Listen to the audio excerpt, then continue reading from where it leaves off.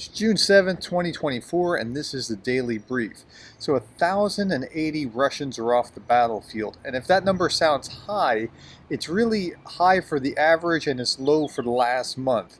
The average was 800 and change over the entire course of the year. The last month it's been generally about 1,300 for about a month now.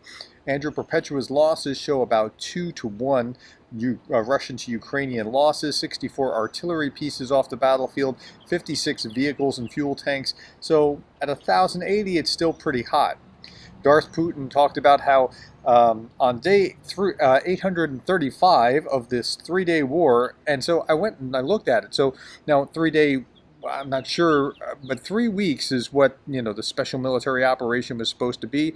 This is this is 39th 3-week war. It'll be the 40th in about a week, and that's hard to wrap your mind around. Okay, D-Day yesterday. Biden and Macron were honoring D-Day veterans, and Zelensky was there. Zelensky, there's this beautiful footage of him meeting with some of the D-Day veterans, and he's shaking their hands, and one of them tries to kiss his hand. He's like, no. He gives the guy a hug, and this veteran saying, look, you're the savior of Europe, and no, you saved Europe. And it was just such a touching moment. The older that you are, the more that you understand this. What's going on in Ukraine, so I'm 50, and anyone about my age and older tends to understand what's going on and the stakes involved in the war in Ukraine. And when you get down about a decade below me, or maybe 2 decades below, you just don't seem to get it in the same way. So Zelensky spoke to the French Parliament yesterday. Macron promised mirages. He was met with a standing ovation in the French Parliament. He met with Biden.